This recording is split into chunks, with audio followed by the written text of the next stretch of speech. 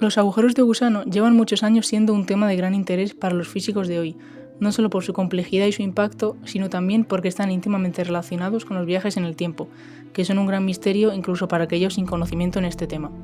Pero antes de todo, ¿qué es realmente y cómo funcionan los agujeros de gusano? Básicamente son túneles en el espacio-tiempo que conectan regiones alejadas entre sí, y que por tanto, para viajar a través de ellos, necesitamos algo más que la física clásica que conocemos. Pero vamos por partes. Todo comenzó en 1916, cuando el científico Karl Schwarzschild propuso una posible solución a la curvatura del espacio-tiempo, lo que se conoció como métrica de Schwarzschild. Dicha solución tiene esta forma, en la que aparecen diversos aspectos interesantes que fueron cuestionados por Einstein. ¿Qué nos dice entonces esta solución? Tenemos dos consecuencias que provienen directamente de la fórmula. La primera, que la gravedad afecta al tiempo, es decir, cerca de un objeto masivo el tiempo pasa más lento. Por ejemplo, en el monte Everest el tiempo pasa más rápido que en la orilla del mar, ya que hay menos gravedad. La segunda, que en la fórmula aparece un horizonte de sucesos, el primer concepto que se utilizó para definir el límite de un agujero negro, que están íntimamente relacionados con los de gusano, tanto que en parte provienen de ellos. Si nos fijamos en la fórmula, aparecen dos sumandos importantes. El primero, dt², que representa el carácter temporal, y dr², el carácter espacial. Es decir, dt² mide cómo pasa el tiempo, y dr² cómo se mide la distancia radial. Vale, pero aquí se presenta el primer problema. En r igual a 0 hay una discontinuidad y la curvatura se vuelve infinita. Además, si r es igual a 2gm, el coeficiente de dt² se va a 0 y el de dr² a infinito. Entonces, ¿qué pasa realmente en este punto? Más tarde, Einstein nos propondrá una posible solución a nuestro problema. Pero antes hubo un paso muy importante. En 1930 introdujo Oppenheimer el concepto de agujero negro como la consecuencia del colapso de una estrella debido a la fuerza de su propia gravedad. Matemáticamente, los agujeros negros son la solución al problema que tenía la ecuación de Schwarzschild cuando R era igual a 0. Recordemos qué pasaba cuando nos acercamos a un agujero negro. El tiempo se ralentiza cada vez más, puesto que la gravedad del agujero negro es tremendamente grande, tanto que hay un punto en el que es imposible salir de él, ni aunque tuviéramos la velocidad de la luz. En r igual a 0 estamos en pleno centro del agujero negro, por eso la curvatura tendía a infinito. Después de este salto, en la física moderna llegan Albert Einstein y Nathan Rosen en 1935, tratando de averiguar qué ocurría en la ecuación de Schwarzschild en r igual a 2gm. Para ello, hicieron un pequeño cambio en la ecuación con una nueva coordenada u, tal que r ahora es igual a 2gm más u², siendo u un número entre menos infinito e infinito. Ahora tenemos dos regiones separadas, una cuando u es mayor que 0, en la que r es menor que 2gm, y la otra cuando u es menor que 0, en la que r es mayor que 2gm. Según Einstein y Rosen, ambas regiones se conectaban por una garganta situada en u igual a 0, es decir, en r igual a 2gm. Dicha garganta es lo que se llamará puente de Einstein-Rosen, que más tarde se generalizará el concepto a agujero de gusano. Pero no todo está resuelto. Y es que en física cuántica ocurre algo que no pasa en la física clásica.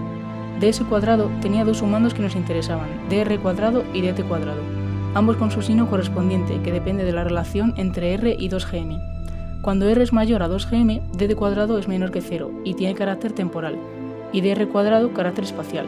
En esa región los cuerpos se mueven libremente sin peligro de caer en el agujero negro. Pero, si r es menor que 2gm, los signos se invierten, es decir, ahora dt² es mayor que 0 y dr² menor que 0. Y en física cuántica existe un fenómeno que hace que al cambiar sus signos cambien también la forma de comportarse. Es decir, ahora dt² tiene carácter espacial y dr² temporal. Pero ¿eso cómo se traduce a lo que pasa realmente? Como sabemos, el tiempo solo se mueve en una dirección, hacia el futuro. Y si dr² tiene carácter temporal, solo irá en una dirección, y esa es acercándose a la garganta, por lo que nunca podría salir por el otro lado, tan solo acercarse hasta que el puente de Einstein-Rosen colapse. Para un observador que lo vea todo desde fuera, el tiempo del objeto entrante a la garganta se ralentizará cada vez más, hasta que parezca que esté prácticamente parado. Y aquí nos encontramos un problema que no ha sido todavía resuelto hoy en día. Los puentes de Einstein-Rosen no son atravesables. Desde entonces ha habido diferentes teorías para resolver el enigma de los viajes en el tiempo. Las más relevantes fueron John Wheeler y Maurice Thorne. John Wheeler fue el primero en utilizar el término agujero de gusano, haciendo referencia al atajo que realiza el gusano al atravesar una manzana en vez de ir por la superficie de la misma. Y John Wheeler sugirió que a escalas muy pequeñas, es decir, a escala de Planck, el espacio-tiempo se comporta de manera cuántica, caótica y fluctuante, lo que se conoce como espuma cuántica. De esta manera, la geometría del espacio-tiempo también fluctúa, y esa fluctuación puede expresarse como agujeros de gusano microscópicos. En 1988, Morris y Thorne también aportaron sus ideas. Su objetivo era encontrar un agujero de gusano atravesable. Para ello, propusieron otra solución diferente a la de Schwarzschild. Llegaron a la conclusión de que para que un agujero de gusano sea atravesable deben pasar 3 cosas. La primera, que no debe haber horizonte de sucesos. La segunda, que la garganta debe ser estable. Y la tercera, que la garganta no debe cerrarse como un agujero negro, para que sea atravesable. La energía que conocemos de la mecánica clásica tiende a cerrarla, entonces se necesitará energía negativa, de lo que se encargará la física cuántica. La energía negativa en principio no existe, pero ¿qué pasa si se compensa con energía positiva de otras regiones? De esta manera, la energía total sería positiva, y los agujeros de gusano podrían ser atravesables. El fenómeno que explica cómo podría ser esto posible es el llamado efecto Casimir, que consiste en lo siguiente. Imaginemos que tenemos 2 placas metálicas en el vacío, que se atraen sin haber ninguna fuerza presente. Según la física cuántica, el vacío está lleno de fluctuaciones cuánticas y muchas ondas. Además, las placas están tan juntas que entre ellas hay menos ondas que alrededor, es decir, menos energía. Pero si la energía en el vacío es cero, entonces la energía entre las placas es menor que cero y así sería negativa, y así el agujero de gusano sería atravesable. Esta hipótesis nos da esperanzas de si se podría utilizar dicha energía para atravesar un agujero de gusano, pero ¿sería suficiente energía negativa o haría falta más? Hoy en día no se ha resuelto este dilema, pero se han encontrado modelos teóricos usando efectos cuánticos muy específicos de agujeros de gusano que podrían ser atravesables. En 2013, Juan Maldacena y Leonard Susskind propusieron que los agujeros de gusano son entrelazamientos cuánticos. ¿Esto qué quiere decir? Pues quiere decir que hay correlaciones cuánticas entre las 2 regiones conectadas por la garganta, y lo que ocurre en una región ocurre en otra.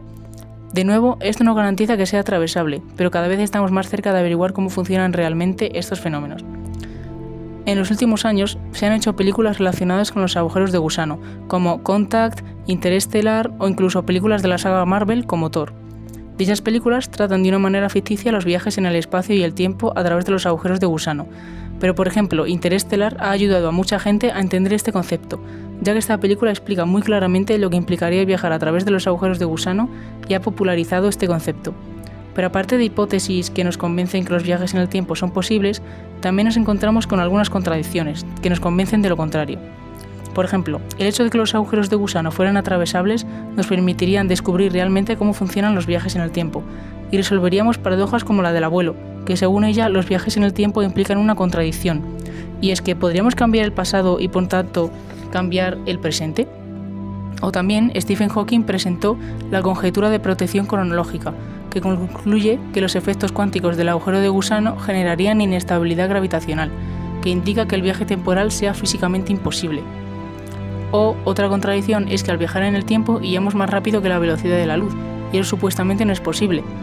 Por lo tanto, los agujeros de gusano siguen siendo una incógnita en cuanto a si realmente existen, aunque sean un resultado matemático posible, pero no lo sabremos hasta que no tengamos la tecnología y conocimientos suficientes, y para ello puede que pasen muchos años o incluso siglos.